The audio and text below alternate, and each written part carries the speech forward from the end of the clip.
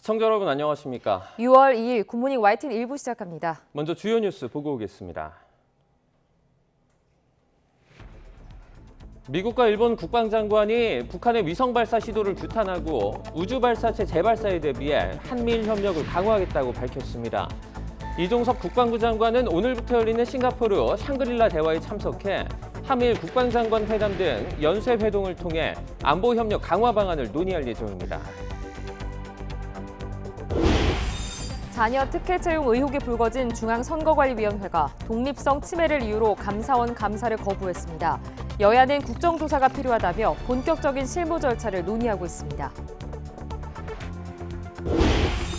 서울의 대형 병원에서 수련하던 의사가 수술실에서 쓰다 남은 프로포폴을 추출해 빼돌리다 적발됐습니다.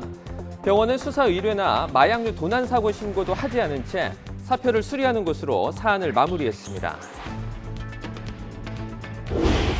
어제 저녁 광주 지하철 공사 현장에서 상수도관이 파열되며 일대가 물바다로 변했습니다. 경기 광명에서는 아파트 수돗물 공급이 끊겨 1980세대가 10시간 넘게 불편을 겪었습니다. 온라인 앱으로 만난 20대 여성을 살해하고 시신을 유기한 피의자 23살 정유정의 신상이 공개됐습니다. 정유정은 경찰 조사에서 살인을 해보고 싶은 충동을 느꼈다고 밝혔는데 평소에도 살인과 관련된 단어를 집중 검색했던 것으로 드러났습니다.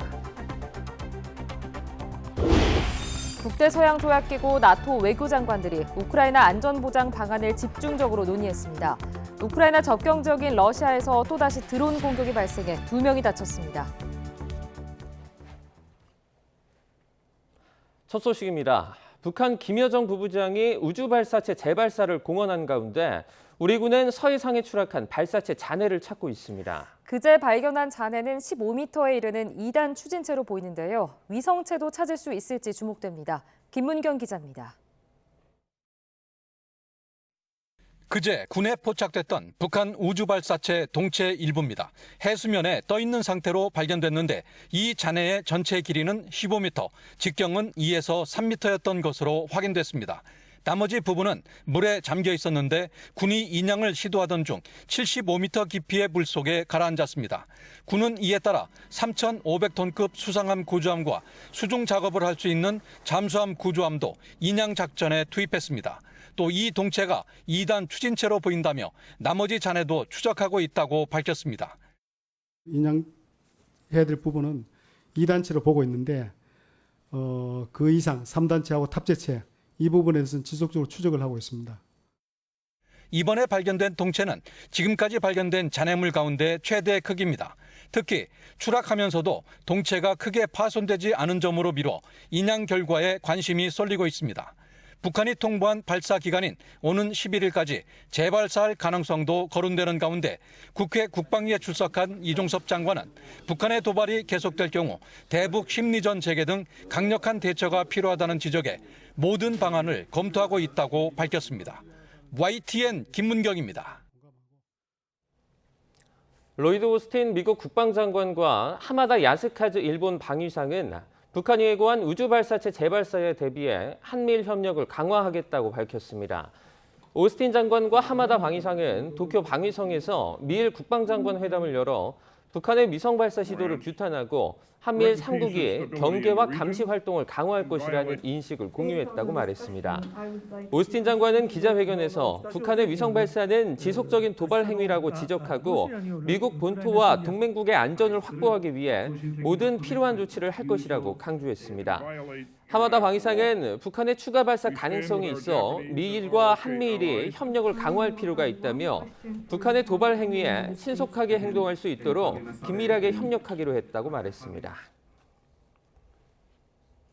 행정안전부와 서울시가 내탓 공방을 벌이는 재난문자 오발령 사태에 대해서 정부가 긴급 경위 파악에 나섰습니다. 국가 위기관리 시스템과 관련한 중요한 사안인 만큼 문체까지 검토하겠다는 건데 윤석열 대통령도 크게 질책한 것으로 알려졌습니다. 이승배 기자입니다. 새벽 시간 서울시 전역에 경고음과 함께 대피하라는 문자가 발송되면서 시민들은 큰 혼란에 빠졌습니다. 무슨 이유 때문인지 또 어디로 피하라는 건지 설명은 전혀 없었습니다.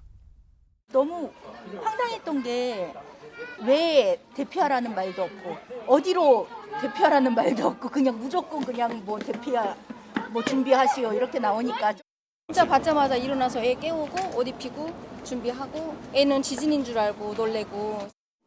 오발령이다, 아니다. 서울시와 행정안전부가 책임 공방을 벌이는 상황. 현장 실무자의 과잉 대응이었을 수는 있지만 오발령은 아니었다고 판단됩니다. 안전에는 타협이 있을 수 없고 과잉이다 싶을 정도로 대응하는 것이 원칙입니다. 국무조정실이 긴급 경위 파악에 나섰습니다. 서울시와 행안부를 상대로 어떤 경위로 재난 문자가 발송됐는지 현장 조사에 들어간 겁니다. 국조실 관계자는 YTN과 통화해서 국가 위기관리 시스템과 관련한 중요한 문제인 만큼 모든 가능성을 열어두고 점검하고 있다고 밝혔습니다. 조사는 가능한 한 빨리 마칠 방침이라며 결과가 나오면 문책 여부를 판단할 거라고 설명했습니다. 윤석열 대통령은 이번 사안을 보고받고 크게 질타한 것으로 알려졌습니다. 대통령실 관계자는 일본과 비교해서 대처가 엉성했다며 그동안 소홀히 했던 민방위 훈련을 강화하겠다고 말했습니다. 국민의힘은 지난 정권을 비판하며 위기관리 시스템 전반을 재정비할 필요가 있다고 지적했습니다. 안보는 아무리 강조해도 지나치지 않습니다. 지난 문재인 정권 5년 동안 무뎌지고 또 방치됐던 대북 대응에 대한 체계적인 시스템을 다시 한번 살펴보고 민주당은 국민을 혼란에 빠뜨려 놓고 정작 국가안보의 최종 책임자인 대통령은 보이지 않았다고 비판했습니다. 윤석열 정부는 책임 전가 말고는 위기관리 매뉴얼이 없습니까? 대통령실이 미사일로 규정해놓고 막상 대통령 주재 NSC가 아닌 안보실장 주재 회의를 여는 게 맞았는지. 재난문자 오발령 사태를 두고 여기저기서 내탓 공방이 벌어지는 가운데 정부가 문제점을 제대로 파악해 근본적인 대책을 내놓을지 관심이 쏠립니다. YTN 이승배입니다.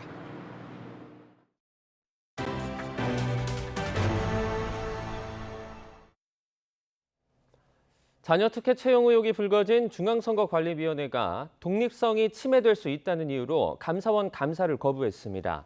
국민권익위원회도 전담팀을 꾸려 조사에 착수한 가운데 정치권은 국회 차원의 국정조사 논의에 속도를 내고 있습니다. 손효정 기자입니다. 자녀 특혜 채용 의혹 연루자를 수사 의뢰하고 재발 방지 대책을 내놓으며 한껏 몸을 낮췄던 중앙선거관리위원회. 하지만 감사원의 직무 감찰에는 응하지 않기로 했습니다.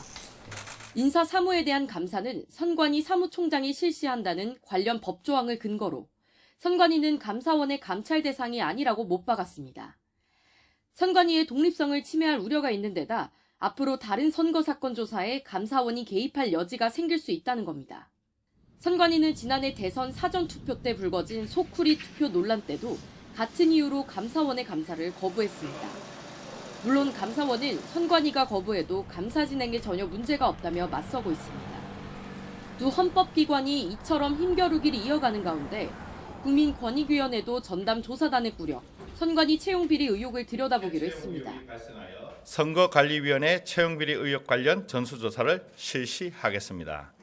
독립성을 이유로 법령에 규정된 국민권익위원회의 조사를 거부하거나 방해해서는 아니 될 것입니다. 정치권도 가세했습니다. 선관위의 신뢰 회복을 위해선 국회 차원의 국정조사가 필요하다며 본격적인 실무 절차를 논의하고 있습니다. 이 국정조사를 하기로 한 것에 대해서는 이미 결정이 난 거고요. 그래서 이제 세부적인 것을 논의하는 과정이니까. 그래도 내용을 가지고 이걸 또 다시 우리 안에서 논의해봐야 되니까요. 지금 말씀드릴 단계가 아니에요. 다만 이번 사안을 두고 선관위가 야권에 편향돼 있다는 여당과 자칫 선거 업무의 독립성을 해칠 수 있다고 우려하는 야당의 신경전은 여전합니다. 이런 가운데 선관위는 오늘 위원장 주재로 회의를 열고 감사원 감사 거부 등 현안을 논의할 방침입니다. YTN 손효정입니다. 전현희 국민권익위원장에 대한 감사원의 감사 결과가 최종 부결된 것으로 알려졌습니다. 복수의 정치권 인사에 따르면 감사원 감사위원회는 어제 밤늦게까지 전현희 위원장 감사 결과에 대한 심의를 진행해 이같이 결정한 것으로 전해졌습니다. 감사원 감사는 전체 7명으로 구성이 된 감사위원회 최종 의결을 거쳐 확정되는데 회의에서는 3명 찬성, 3명 반대, 동수가 나와서 최종 부결됐습니다. 의장이자 감사위원장인 최재 감사원장은 직무 회피를 신청해 투표에 참여하지 않았습니다. 무소속 김남국 의원이 대량 보유해서 논란이 됐던 가상화폐 위믹스와 관련해 검찰이 발행사를 압수수색했습니다. 서울 남부지방검찰청은 지난달 24일과 26일 위믹스 발행사 위메이드를 압수수색해 김남국 의원의 거래 내역 등 관련 자료를 확보한 것으로 알려졌습니다. 김남국 의원은 앞서 지난해 1월에서 2월 위믹스 85만 5천여 개를 빗썸에서 업비트 전자지갑으로 이체했고 금융정보분석원 FIU가 의심 거래로 판단해 검찰에 통보하면서 수사가 진행되고 있습니다. 최근 경찰이 민주노총 집회 참가자를 체포하거나 야간 문화재 강제 해산에 나서는 등 연일 대응 수위를 높이고 있습니다. 불법 집회에 대해선 원칙대로 해산한다는 건데 노동계는 이 같은 경찰의 대응이 오히려 불법 대응이라며 법적인 대응에 나섰습니다. 권준수 기자입니다. 지난달 25일 민주노총 금속노조는 서울 대법원 앞에서 야간 문화제를 열다가 경찰과 강하게 충돌했습니다. 해산 자체가 불법입니다. 강제 해산이 아니라고. 결국 해산에 나선 경찰은 이 과정에서 집회 참가자 3명을 공무집행 방해 혐의로 체포했습니다. 이에 대해 금속노조와 비정규직 노조 집회 참가자들은 당시 경찰의 해산 명령이 불법이라며 본격적인 법적 대응에 나섰습니다. 국가와 경찰 지휘부를 상대로 집회 참가자 1인당 100만 원씩 모두 5,800만 원을 요구하는 국가 배상 소송을 냈습니다. 경찰의 강제 해산이 오히려 집회와 시위의 자유에 반하는 위헌 행위라는 겁니다. 원고들이 집회의 자유 및 신체의 자유 등 이런 헌법상 기본권을 침해당하는 명백한 피해를 입었으므로 이를 보존하기 위해서 이들은 오는 9일 대법원 앞에서 2차 노숙 집회를 예고해 다시 충돌할 우려가 높아지고 있습니다. 경찰은 법과 원칙을 강조하며 연일 대응 수위를 높이고 있습니다.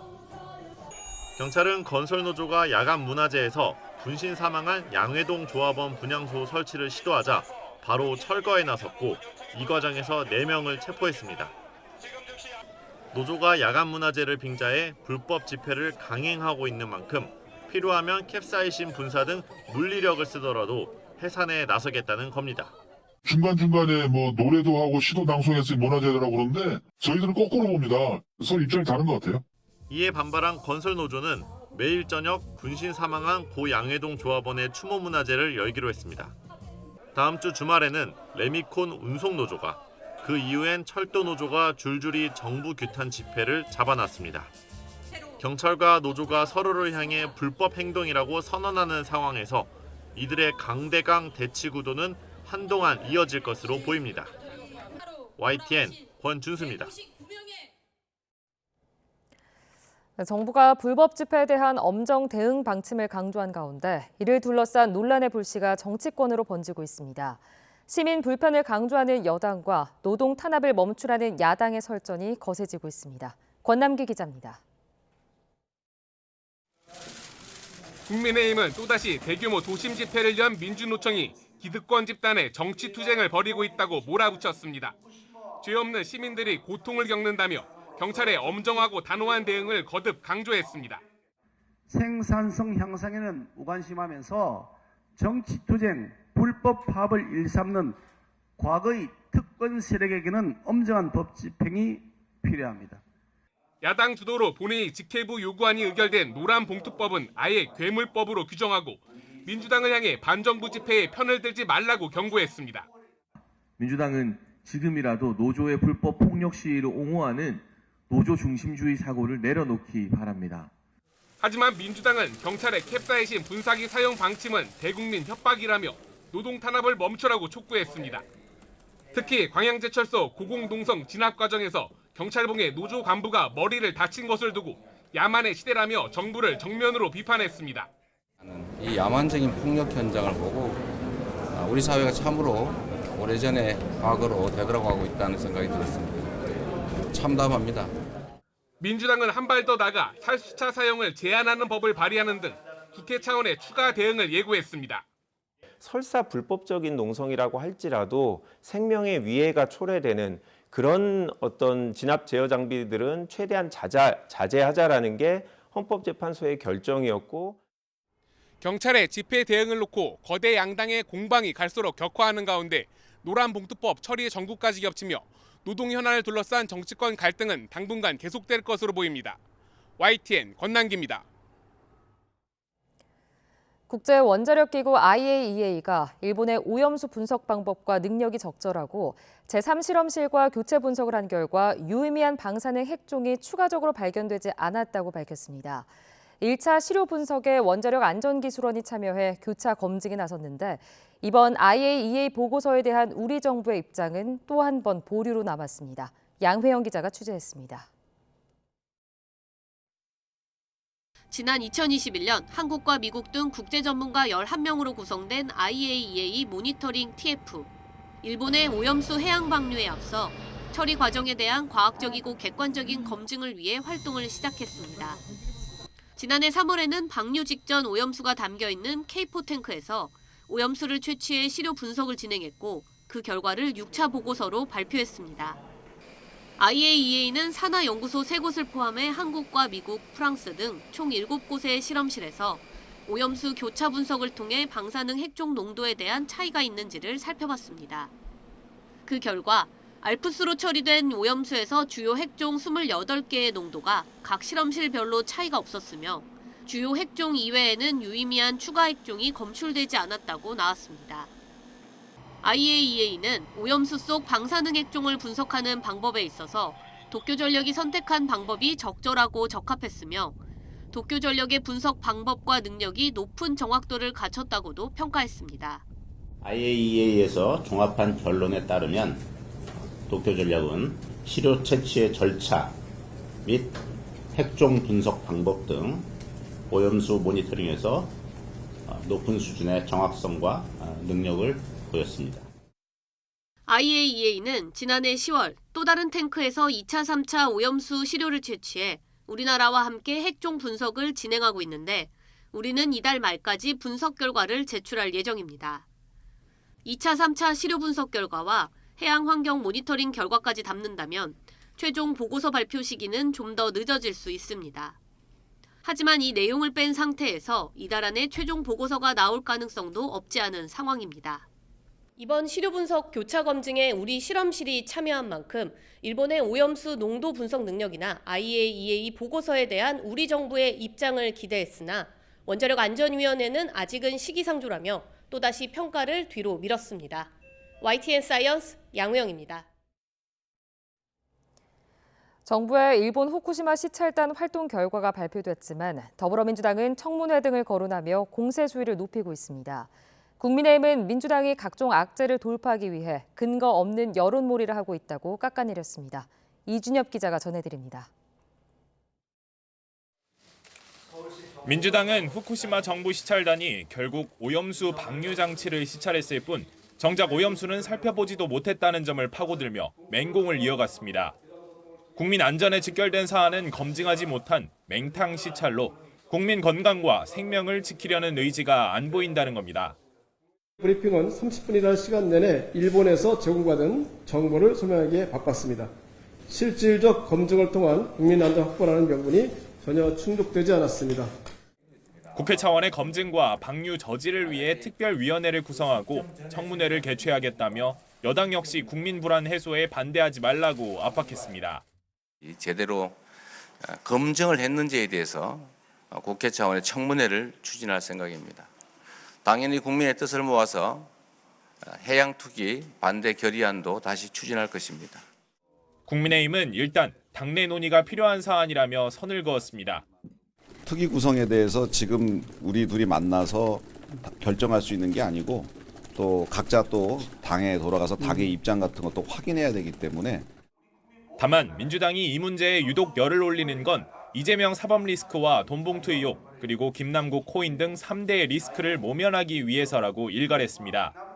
오염수 괴담에 국민은 피로하고 어민들은 생업 위기를 걱정해야 할 지경인데 과학이 아닌 괴담을 통해서 불안감만 키운다는 겁니다. 미국산 쇠고기 먹으면 뇌숭숭 구멍탁이라는 쇠고기 괴담을 조작에 대던 세력들이 다시 발호하고 있습니다.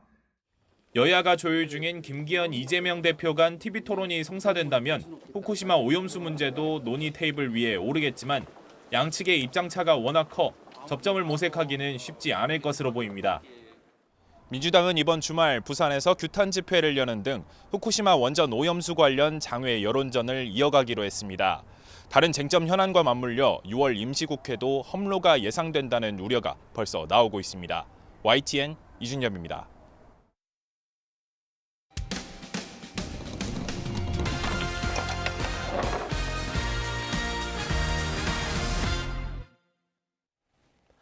최근 서울에 있는 대형 병원에서 수련을 하던 의사가 수술실에서 쓰다 남은 프로포폴을 추출해 빼돌리다 적발됐습니다.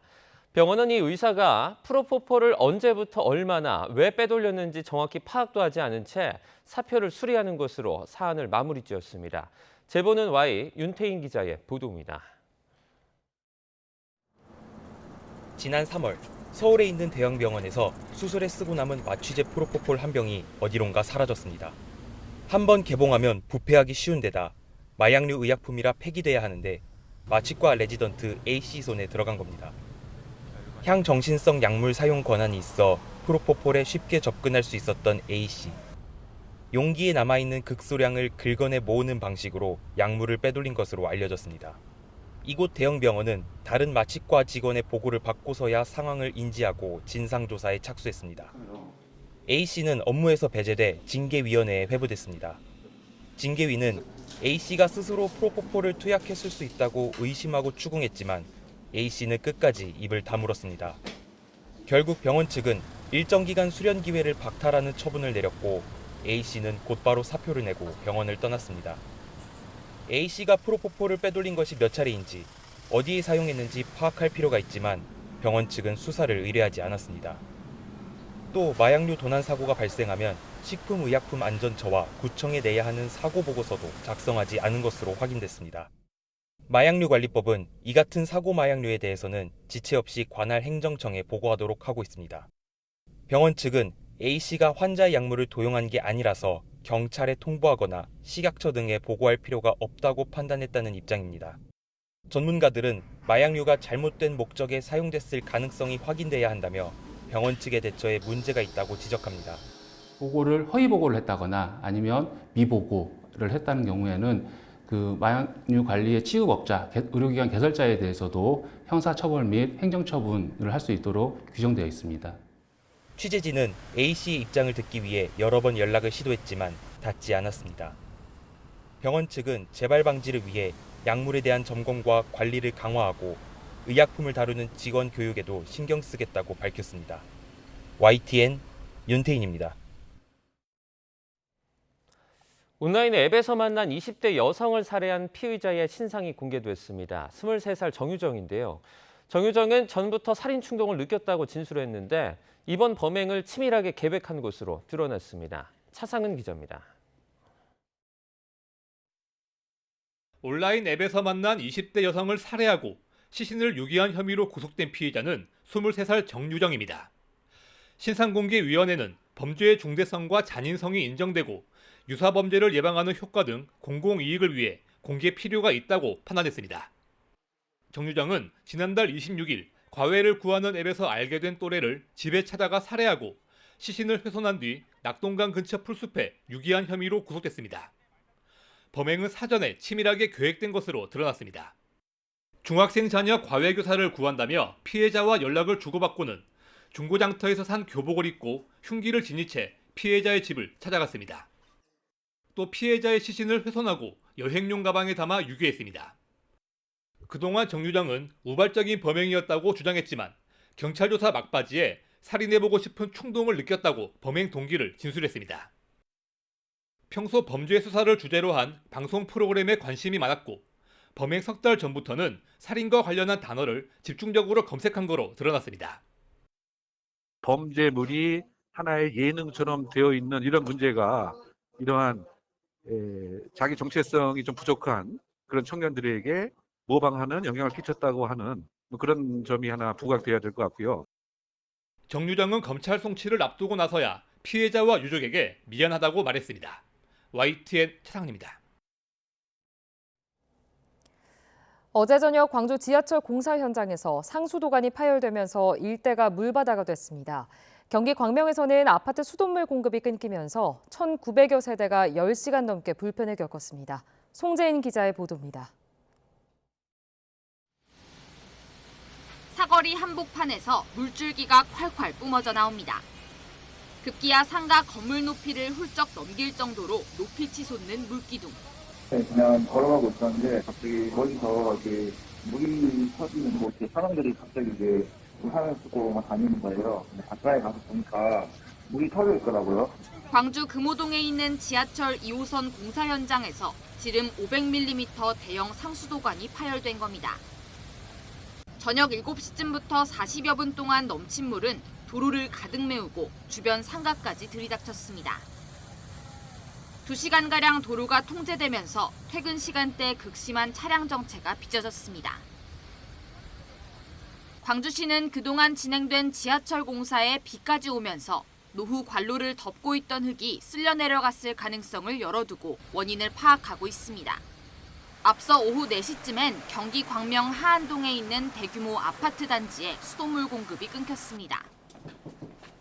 지난 1989년에 지어진 아파트로 단지 내 1,980세대가 모두 불편을 겪었습니다. 씻으려고 이제 물을 켰는데 물이 갑자기 딱 끊기더라고요. 그래서 정수기를 해봤더니 정수기는 남아있는 물까지 나오고 끊기더라고요. 새벽까지 단수가 이어지면서 주민들은 긴급 투입된 급수차와 살수차를 계속해서 찾아가야 했습니다. 아파트 측은 물을 저장해두는 탱크의 수위를 조절하는 설비가 고장난 게 원인으로 보인다고 밝혔습니다. 저수조 탱크에 이제 그 일정 부분 차서 멈춰줘야 되는데 계속 물을 갖다 펌핑하니까 저수조에서 물이 이제 오버돼 버리는 거지. 아파트 측은 일부 재개된 물 공급이 완전히 정상화되려면 오늘 오후는 돼야 할 것으로 보고 있습니다. YTN 송재인입니다. 어젯밤 11시 40분쯤 서울 응암동에 있는 아파트 건물로 택시 한 대가 돌진했습니다. 이 사고로 택시에 타고 있던 손님이 타박상을 입었고 택시와 아파트 건물 외벽이 파손됐습니다.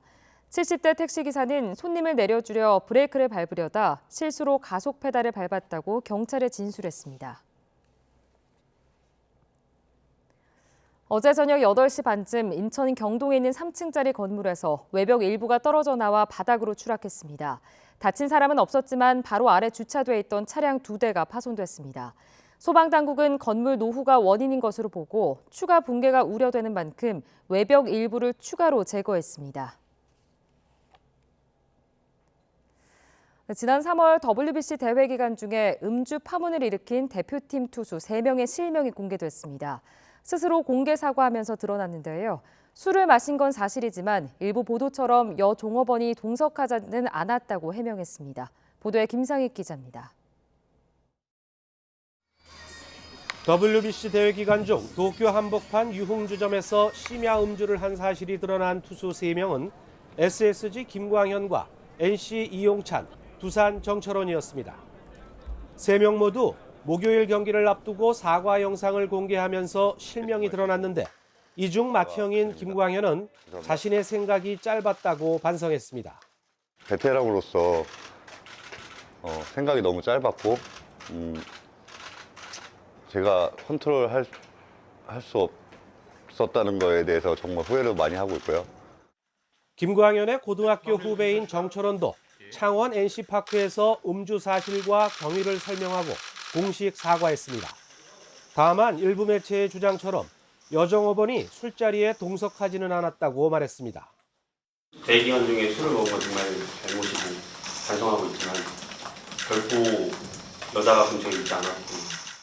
일본전이 열린 10일 밤 다른 지인과 역시 술자리를 한 것으로 알려진 NC 이용찬도 어떤 처분도 달게 받겠다며 고개를 숙였습니다. 이유를 불문하고 국제대회 기간 중 음주를 한 점에 대해 깊이 반성하고 있습니다.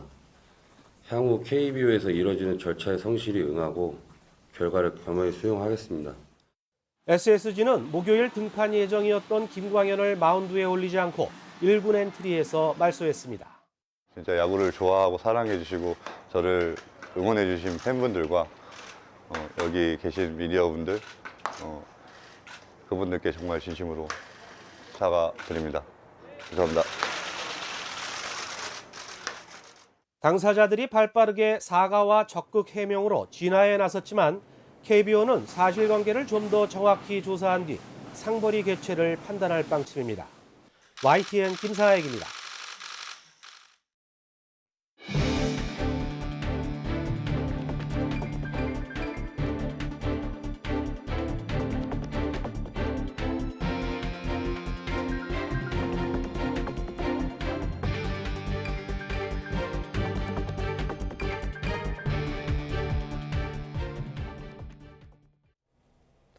군 관계자는 그제 서해상에서 발견한 북한 우주 발사체 잔해에 대해서 직경 2에서 3m에 약 15m 길이의 동체로 확인해 현재 인양 작전을 펼치고 있다고 밝혔습니다.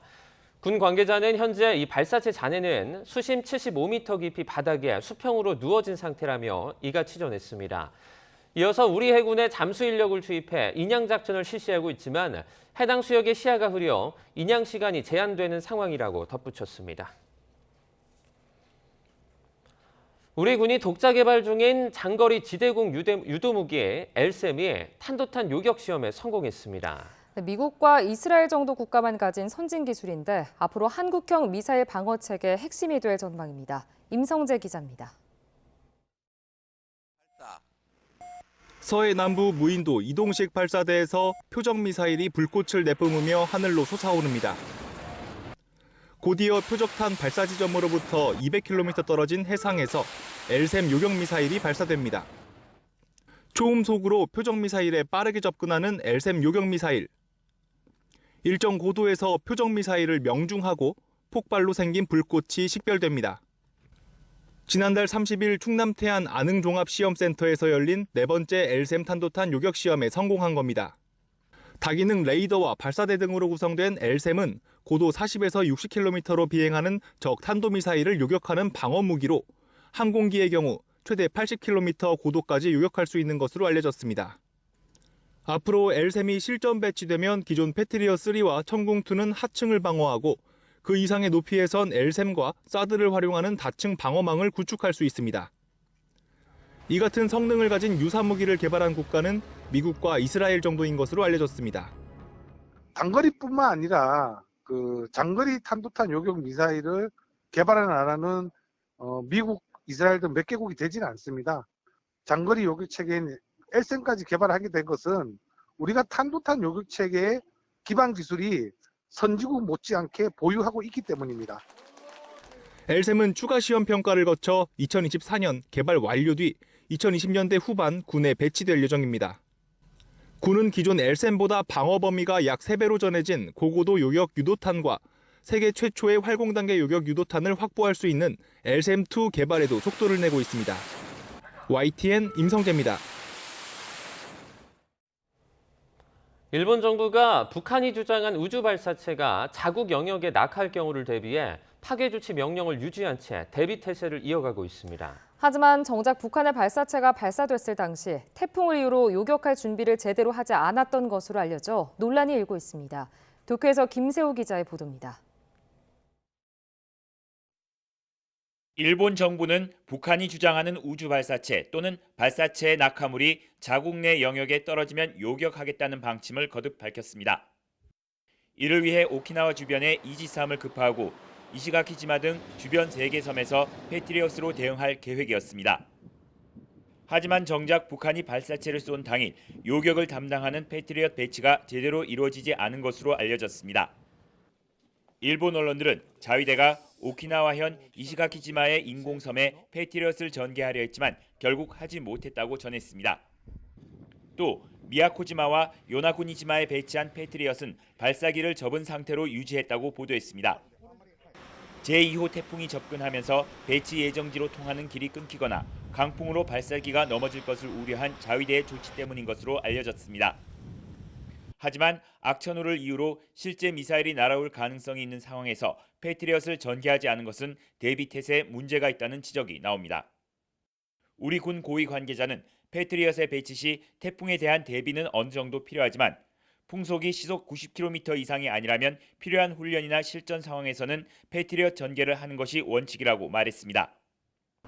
일본 정부 대변인은 패트리엇이 제대로 배치되지 않았다는 지적에 적절한 대비 태세를 유지하고 있다고 강조했습니다. 情勢に応じて常時持続的に我が国全域を防御し得る体制の構築により一層貢献するイージスシステム搭載艦の整備に向けて着実に取り組みを進めているところ。 일본 정부는 북한이 인공위성 발사 기간으로 정한 오는 11일까지 파괴 조치 명령을 유지할 방침입니다. 일본이 북한의 발사체 낙하에 대비해 파괴 조치 명령을 내리며 대비 태세 강화를 강조하고 있지만 실제 상황에서 얼마나 신속히 제대로 대처할 수 있을지에 의구심이 커지고 있습니다. 도쿄에서 YTN 김세호입니다.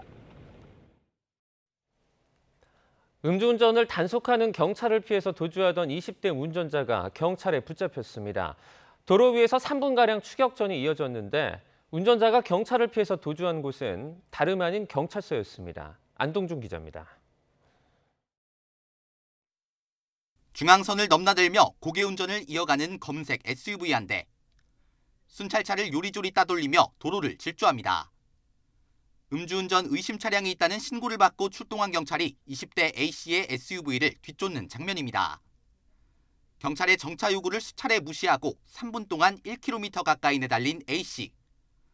순찰차 2대가 범퍼를 들이받고 동시에 압박하자 황급히 우회전하며 오른쪽에 있는 주차장으로 진입합니다. 그런데 도주 끝에 A씨가 도착한 곳은 다름 아닌 인천 계양경찰서 주차장이었습니다. A씨는 차에서 내리면서 곧바로 경찰에 연행됩니다. 검거 직후 A씨는 술을 마시지 않았는데 왜 경찰이 자신을 따라온 거냐고 반문한 것으로 알려졌습니다. 그러나 당시 A씨 혈중 알코올 농도는 면허 취소 수치로 조사됐습니다. 또 인파가 많은 번화가 인근에서 추격전이 벌어졌지만 경찰의 신속한 대처로 다친 사람은 없었습니다. 경찰은 음주운전과 특수공무집행 방해 혐의로 조만간 A씨를 검찰에 넘길 방침입니다.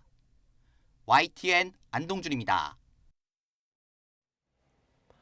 지난해 치러진 고등학교 2학년 전국연합학력평가 성적 자료를 최초로 해킹한 주범이 구속돼 검찰에 넘겨졌습니다. 컴퓨터 관련 학부에 재학 중인 10대였는데 자신의 해킹 실력을 과시하기 위해 범행을 저지른 것으로 드러났습니다. 임혜진 기자입니다.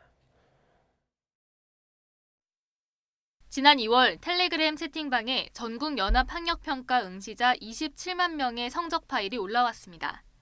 파일은 경기도 교육청 서버에서 빠져나간 것으로 확인됐고 수사에 착수한 경찰은 자료를 최초로 퍼뜨린 유포자부터 붙잡았습니다.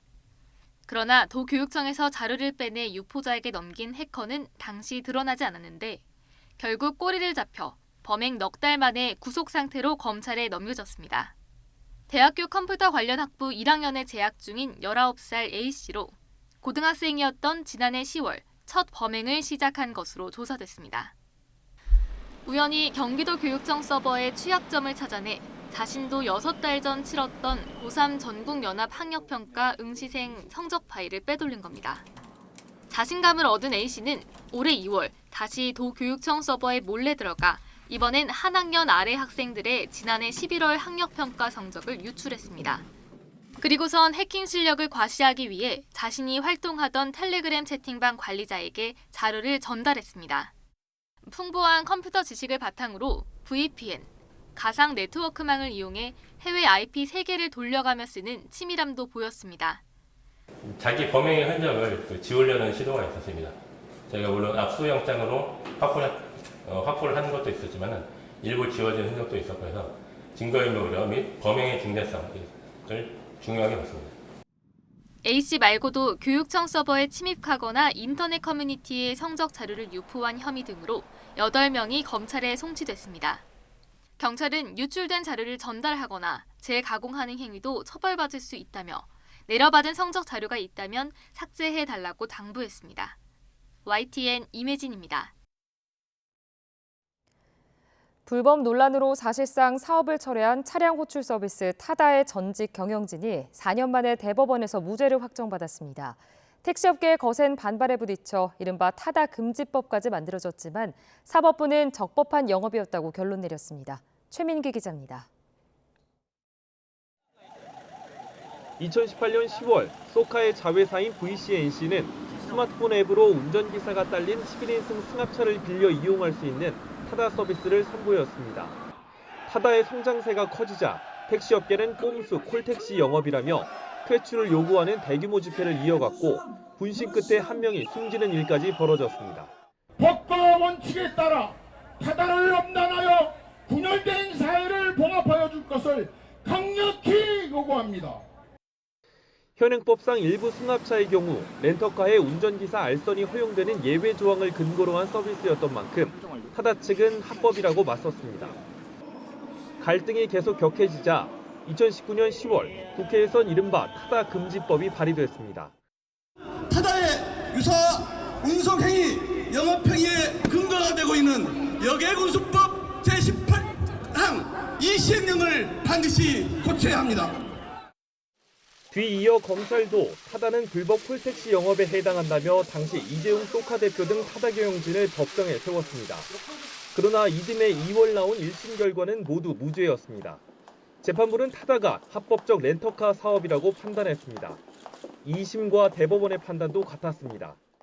타다는 외관상 택시와 유사할 뿐 거리에서 승차를 요청하는 불특정인 요구에 응하지 못하는 등 여객 자동차 운송 사업을 한다고 할 수 없다는 겁니다. 이 대표는 타다금지법이 국회 본회의를 통과한 뒤 대표직에서 물러난 상태로 이후 타다는 타다금지법이 허용하는 범위 내에서만 제한적인 서비스를 제공하고 있습니다. 우리 스타트업, 혁신산업, 모빌리티 여러 분야에 아주 안 좋은 영향을 미칠 거라고 생각합니다. 대법원 선고 직후 이 전 대표는 긴 시간 싸움 끝에 혁신은 무죄임을 확인했지만 그 사이 정치인들이 기득권 편에서 혁신을 주저앉혔다며 더는 이런 일은 없어야 한다고 목소리를 높였습니다. YTN 최민기입니다. 어르신 맞춤 점포부터 오후 6시까지 영업하는 지점까지 은행들이 이색 점포에 공을 들이고 있습니다. 영업점 감축에 대한 비판이 이어지자 자구책 마련을 모색한 건데 엄윤주 기자가 직접 가봤습니다.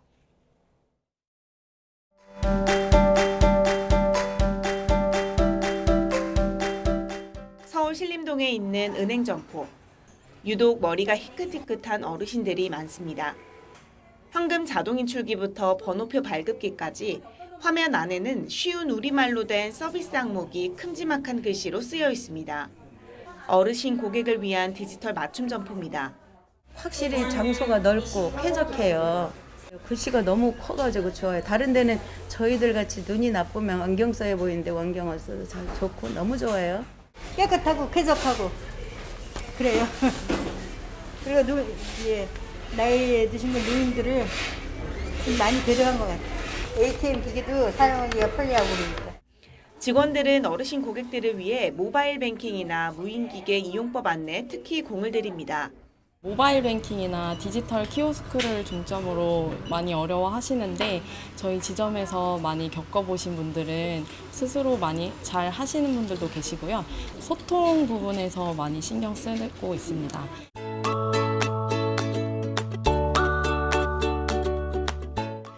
현재 시각은 4시 21분인데요. 보통 일반 은행이라면 영업이 끝날 때인데 지금 이곳에서는 영업이 계속 지속되고 있습니다. 오전 9시부터 오후 6시까지 영업하는 일명 9to6 지점이기 때문입니다. 고객은 여유롭게 업무를 볼 수 있어서 좋고 마음에 부담이 없고 딴 데 4시인데 여기 6시가 편리하고 마음이 후련하고 좋아. 직원들은 오전조와 오후조로 나눠 근무하기 때문에 시간을 편하게 쓸 수 있습니다. 애들이 아플 때 이렇게 병원도 데리고 갈 수 있고 학교 등교하는 것도 볼 수 있고 해서 개인적으로 되게 만족스럽습니다. 은행들이 제각기 이런 이색 점포를 내놓는 건 영업점 감축 흐름과 무관하지 않습니다. 금융당국이 은행들의 잇따른 점포 폐쇄에 제동을 걸며 대안 마련을 요구하자 일종의 생존 전략을 짜낸 겁니다. 금융기관들이 전반적인 비용을 줄이기 위해 지점은 축소하더라도 다양한 서비스를 제공함으로써 금융 소비자들의 수요를 충족시키지 못한다면 금융기관들이 소비자들의 자금을 끌어들이거나 추가적인 영업을 하는 데 어려움이 있을 수 있기 때문에 비대면 업무가 일상화되면서 지점 영업 수요가 줄어드는 가운데 다양한 고객들의 수요에 맞춰 오늘도 은행은 변화하고 있습니다. YTN 엄윤주입니다. 지난달 무역 수지가 21억 달러 적자를 내며 15개월 연속 무역 적자를 기록했습니다. 산업통상자원부는 지난달 수출이 1년 전보다 15.2% 감소한 522억 달러, 수입은 14% 감소한 543억 달러를 기록해 무역 수지가 21억 달러 적자로 집계됐다고 밝혔습니다. 최대 수출 품목인 반도체 수출이 지난해보다 36.2% 줄어 여전히 하락세를 보였고 석유 제품도 34.2% 수출이 감소했습니다. 다만 무역 적자 폭은 지난 1월 125억 달러 이후에 2월 53억, 3월 47억, 4월 26억 달러 등 계속해서 줄어드는 모양새입니다. 금리가 다소 낮아지고 부동산 주식 등 자산 시장이 회복하면서 주요 시중은행의 가계대출이 1년 5개월 만에 늘었습니다. 신한우리, 국민하나, NH농협은행의 지난달 말 가계대출 잔액은 677조 6,122억 원으로 4월보다 1,431억 원 증가했습니다. 5대 은행 가계대출이 전월보다 늘어난 건 2021년 12월 이후 1년 5개월 만입니다. 6월 2일 미리 보는 오늘입니다. 중앙선거관리위원회는 오늘 회의를 열어 자녀 특혜 채용 의혹과 관련한 국민권익위원회 전수조사를 수용할지 여부를 두고 논의합니다. 노태학 선관위원장과 위원들은 오늘 오전 10시부터 서울 종로구 중앙선관위에서 비공개 회의를 진행합니다. 이 자리에서 선관위는 권익위가 예고한 한 달 기간 전수조사를 받아들일지 여부를 결정하고 구체적인 조사 방식 등에 대해서도 의견을 나눌 계획입니다. 이종석 국방부 장관은 오늘 싱가포르에서 열리는 제20차 아시아 안보회의 샹그릴라 대화에 참가하기 위해 출국합니다. 샹그릴라 대화는 영국 국제전략문제연구소 주관으로 2002년부터 매년 싱가포르 샹그릴라 호텔에서 열리는 다자 안보회의로 40여 개국 국방장관과 고위 관료, 안보 전문가가 참가합니다. 이 장관은 회의 기간 중 한미일 3자 회담과 함께 한일, 한중 양자 회담을 가질 예정입니다. 20세 이하 월드컵에 출전하고 있는 우리 대표팀이 오늘 새벽 6시 에콰도르와 16강전을 치릅니다. 조별리그를 1승 2무, F조 2위로 통과하며 3회 연속 16강 진출에 성공한 대표팀은 16강전이 열릴 산티아고 델 에스테로에서 훈련을 이어가며 결전을 준비했습니다. 에콰도르는 4년 전 대회 때 준결승전에서 만났던 상대로 당시 우리 대표팀이 1대 0으로 이겼습니다. 올해로 20주년을 맞는 부산국제연극제가 오늘 개막합니다. 이번 연극제에는 11개국에서 출품한 41개 작품이 선보일 예정인데요. 시민이 만들고 공연하는 10분 연극제, 20주년 심포지엄 다채로운 프로그램도 함께 준비됐습니다. 지금까지 미리 보는 오늘이었습니다.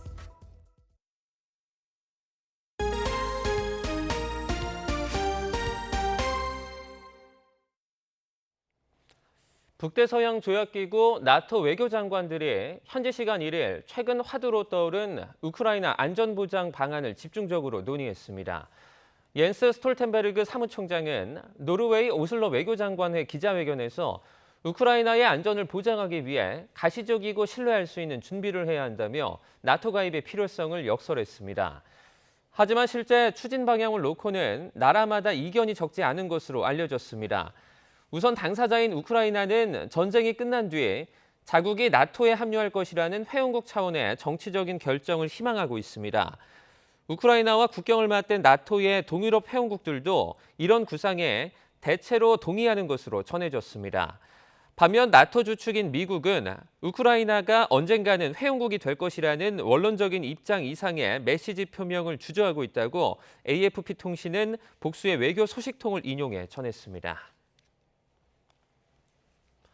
중국이 미국 반도체 기업 마이크론에 대한 제재에 나선 가운데 한국 기업이 이로 인한 이득을 볼 경우 한미 신뢰에 금이 갈 것이라고 미국 전문가가 전망했습니다.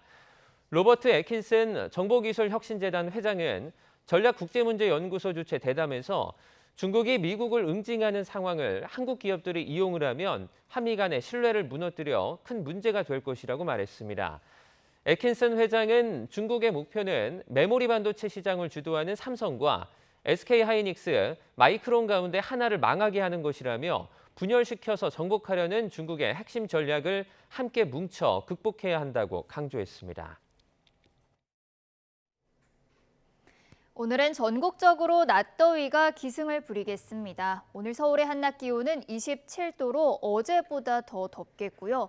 어제 비가 내리며 선선했던 남부지방도 오늘은 30도 안팎의 여름더위가 찾아오겠습니다.